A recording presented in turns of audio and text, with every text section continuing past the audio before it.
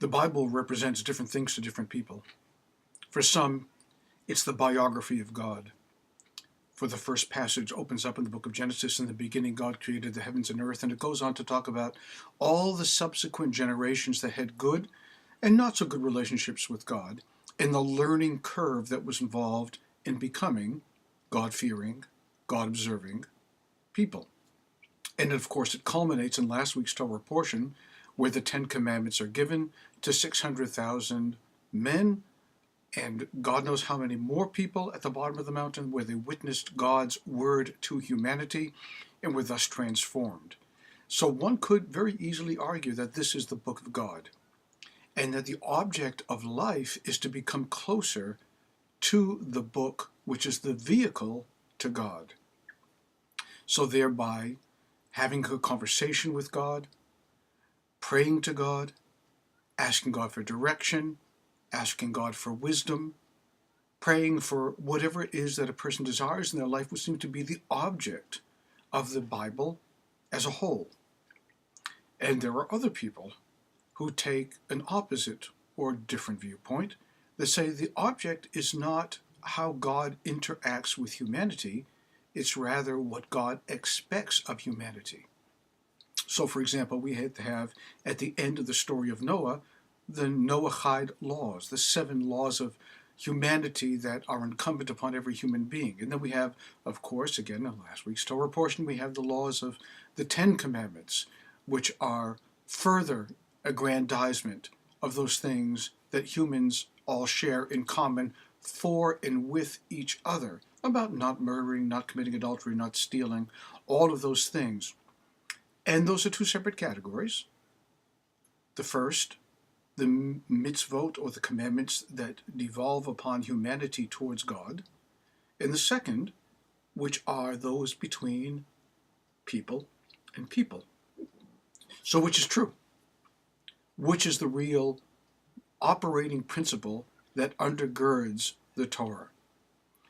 And we find a hint of it at last week's end of the Torah reading. You'll see at the end of the Sidra of Yitro, after the 10 Commandments are given, it talks about building a tabernacle, building a place, an altar for God.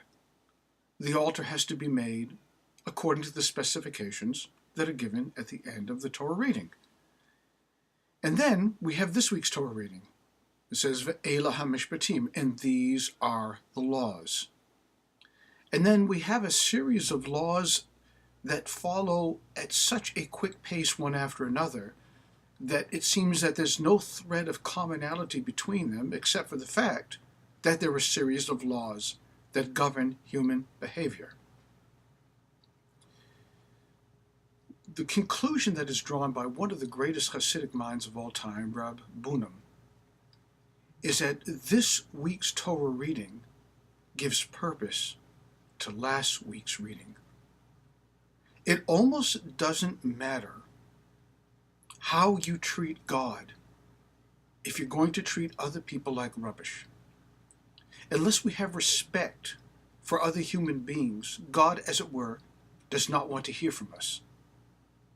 Now, that's a principle that a lot of Jews recognize, but at the same time, on the opposite hand, is unless there is a God that intensely cares about who we are and where we are placed in the world and how we behave, the laws ultimately that we're given make little difference, because if they have no power behind them, no authority that wills them to be, then what's the point of observing them?